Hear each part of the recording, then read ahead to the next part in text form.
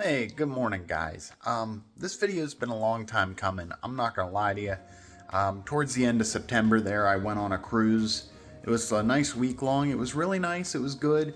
But after I got back from that, like 2, 3 weeks ago, I just never mentally came back. So all this YouTube stuff kind of fell to the wayside, and getting my bike worked on and everything else. But everything's coming back together, so I'm going to get everything moving again. But today I wanted to talk to you about one of the scheduled maintenances on the ZX6Rs that I seem to get a lot of questions about, or in the communities that I'm a part of, I see people asking about relatively often. So I just kind of wanted to go through it. I'm going to start with looking at the book and the manual and actually go line by line, explain each individual thing. Most of them are self-explanatory, so I won't waste your time too much. And then I'll actually show you on the bike what's going on, and then kind of give you an idea of how necessary or unnecessary the 7,600 mile maintenance is. So let's just jump right into it, and I'll see you guys here in a minute.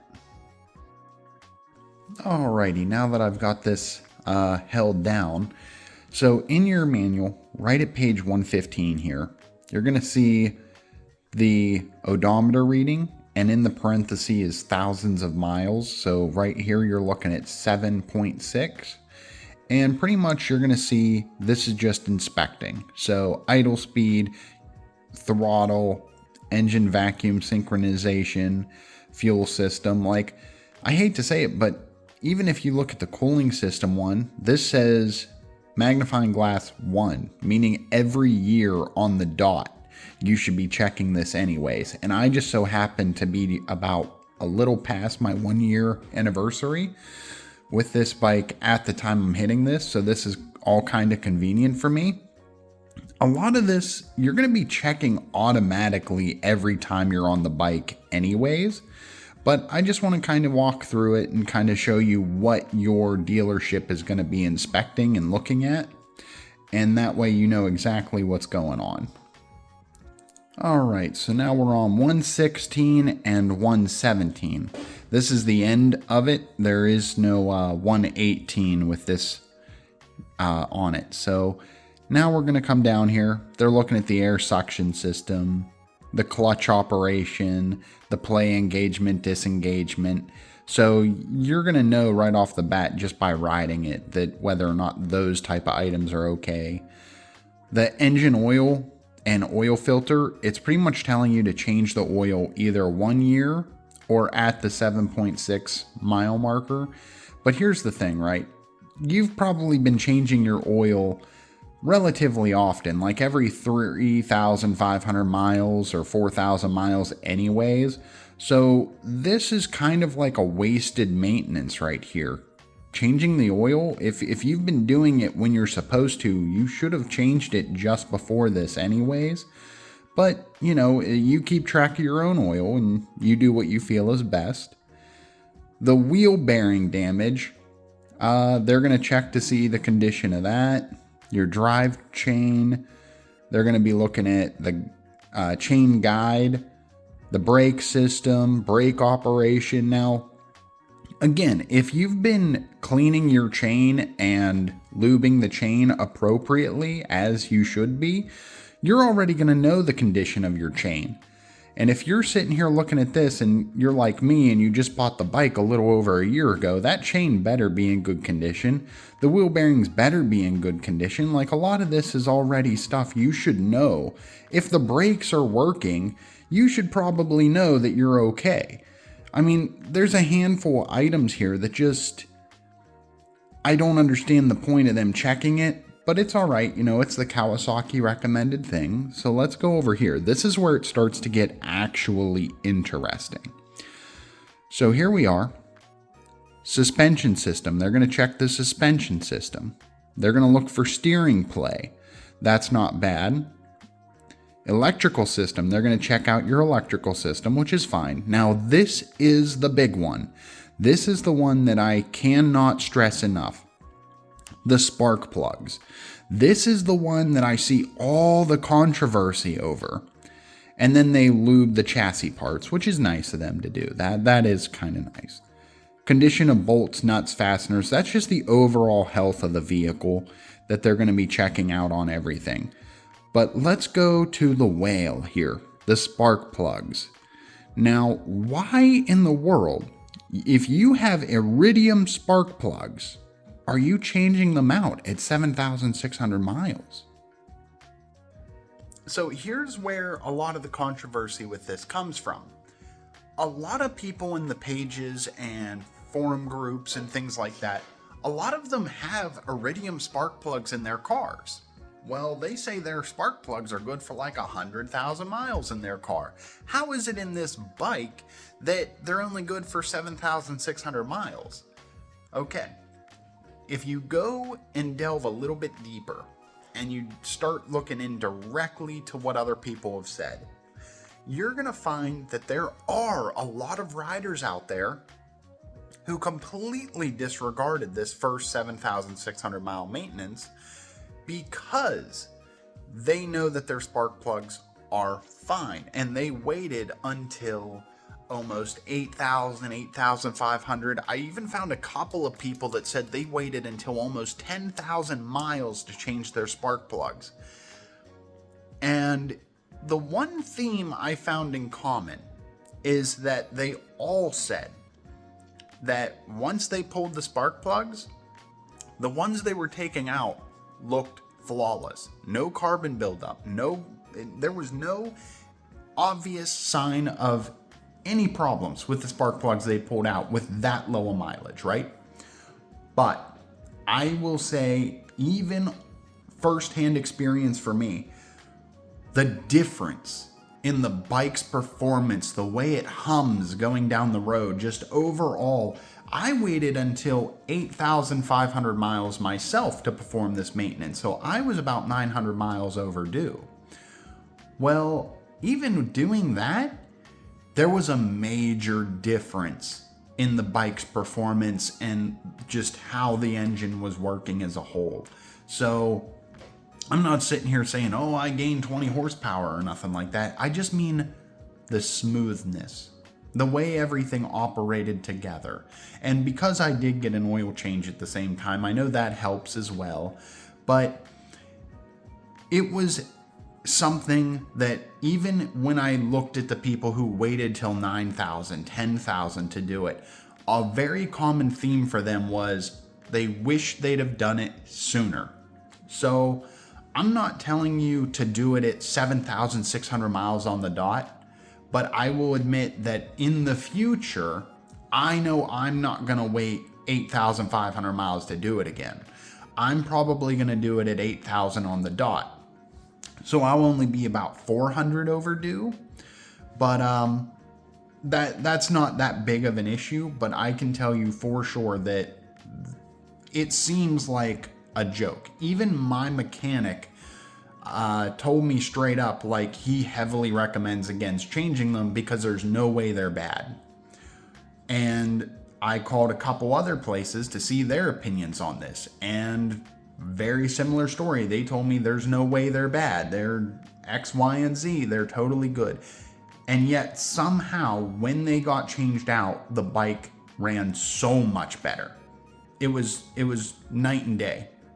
So that just goes to show sometimes you have to be the one to do it and then see for yourself, because it's just one of those things, especially if you bought an extended warranty or currently have a warranty enacted on your bike. Not getting these things done on time, they can sometimes use that against you as to why they shouldn't fix something when something arises. So that's pretty much what the book says, and that's a lot of the controversy about the spark plug specifics. Yes, there is some debate on whether or not the 7,600 mile inspection, checkup, health, whatever you want to call it, should even be done at all. But again, if you do choose to do it, or if you choose not to do it, I cannot recommend enough about getting the spark plugs done.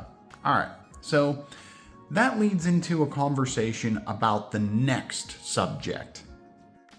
So during the time that I got this done, I also had them do an inspection, change my tires. Like, I got a lot done. So not only do I want to show you what they go through, but I want to show you what it all cost. That way you know what the price tag is associated with this inspection. And as you're going to see, a lot of what you're expecting. For the full inspection, I'm happy they did the spark plugs. I had them do the oil change. I usually do them myself, but they already had the bike and everything taken off of it. They changed the air filter, which you can either have the same paper filter thrown on from like the factory. It's like 25 bucks, but if you want to go up to the K&N filter, that way you just have to clean the filter itself and then put it back in, you can do that, but the K&N's usually closer to $100. So it's up to you what you want to do. If you plan on keeping this bike for a very long time, the K&N will save you money by far. They check the idle speed, throttle operation, the fuel system, the fuel lines. And then you're going to see they checked the radiator, cooling, all the hoses and O-rings. I mean, this is all good stuff. Like, this is all stuff that I'm happy that they looked into. The brake discs, the operation, the fluid, the lines, the pads and shoes themselves. Like, this is all good stuff. The drive chain, sliders, rollers, anything related to that, the chain. I asked them to clean the chain since they were going to put new tires on it anyways, but they ended up not cleaning it, so I'm going to have to do it here in a moment anyways. But yeah, they check all the clutch. They retightened everything up. That way it feels a lot better, which is good. Because, I mean, you've seen from a previous video, you can kind of twist stuff around, tighten it all up, and get it all set up how you want it. But unfortunately, you can only go so far before they gotta pull it from the other end, so to speak. Check the exhaust, emissions, all that nonsense. Chassis, tires, steering bearings.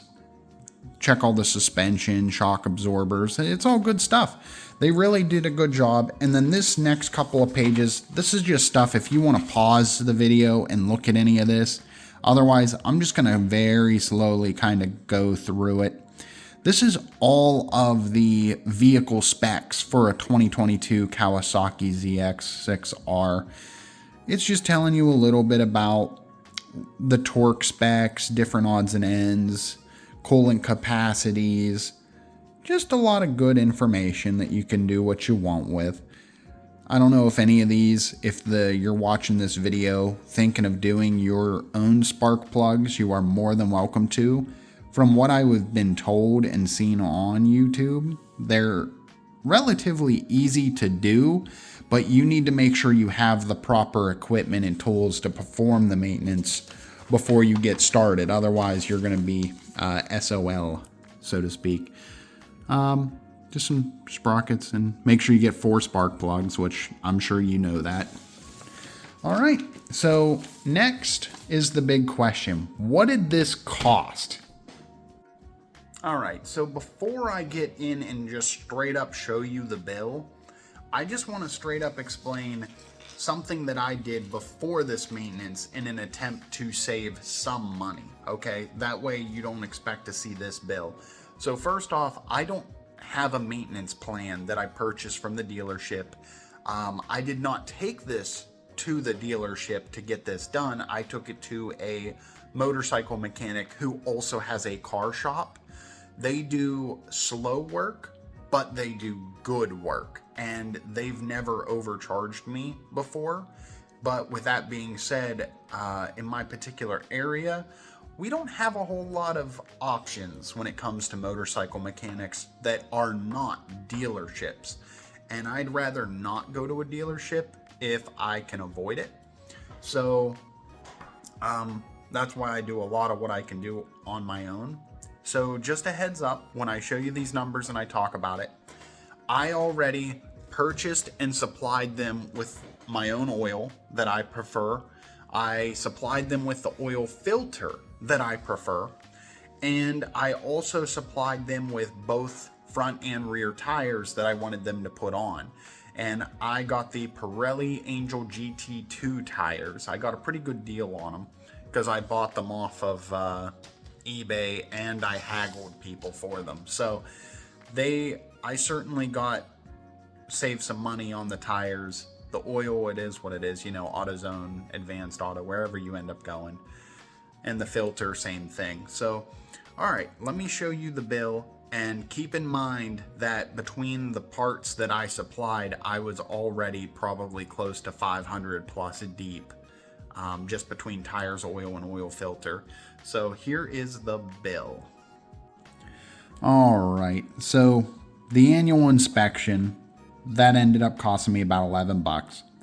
The spark plugs themselves, the NGK, their iridium spark plugs, that ended up getting to $43.20 because I needed 4 of them, obviously. The air filter, that I just had them put the paper one back in because I don't really know how long I'm going to keep the bike.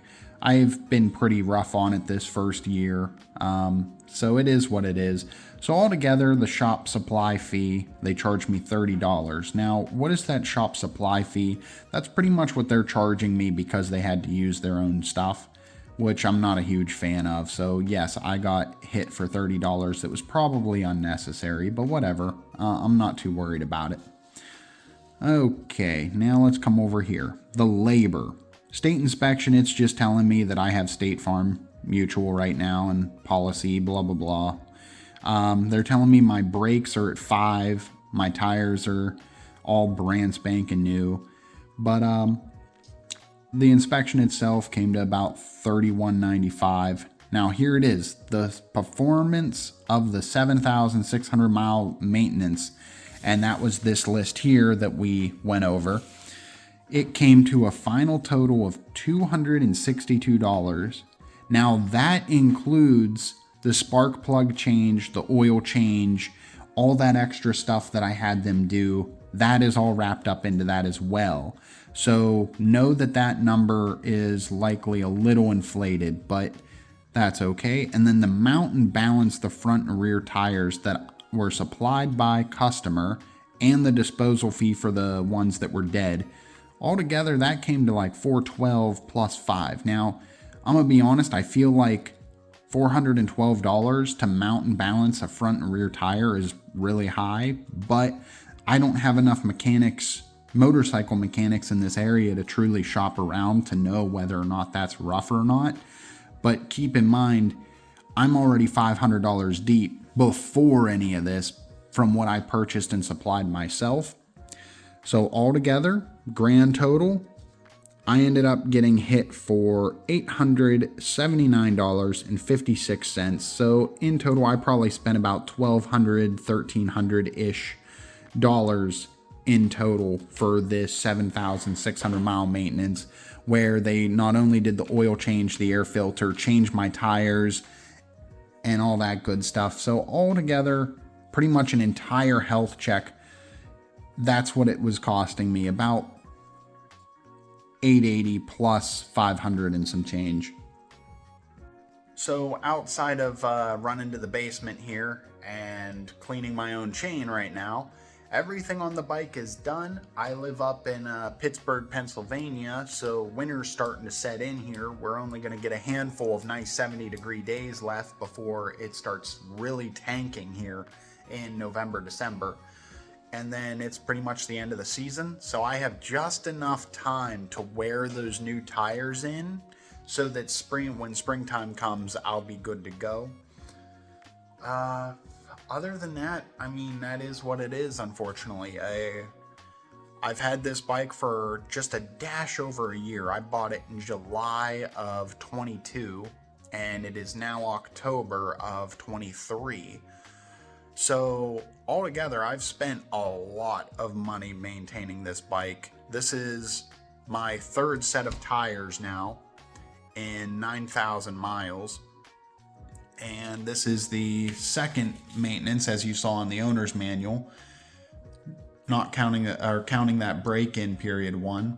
So really, I've definitely spent well over probably closer to might even be close to $3,000+ on this bike in the past year between all the oil changes and just literal cost to own this past year. But how many people buy a ZX6R brand spanking new and then shove 9,000 miles on it in the first 14 months?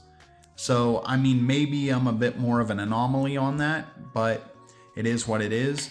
But just know that if you've been buying, or you intend on buying, those really, really sticky tires, not track tires, but the more higher end tires, not sport touring tires, you're going to be paying about the same amount, but you're only going to get about 3,000 miles out of your tires versus like the Pirelli Angel GTs that I got 5,500 miles out of. So I almost got twice the lifespan out of the same price tag. So just keep that type of stuff in mind. Yours can go way up or way down depending on how much you ride your bike and how fast you burn through stuff.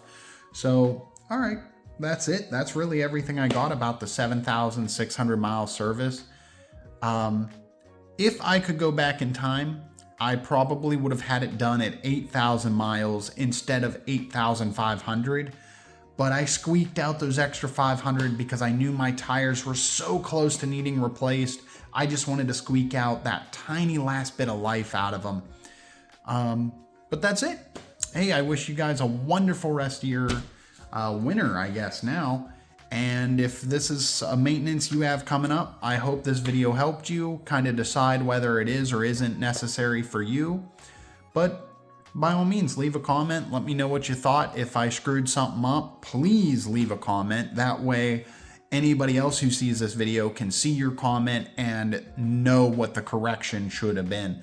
So we're all here to help each other. Let's just make it happen. All right, I'll see you guys.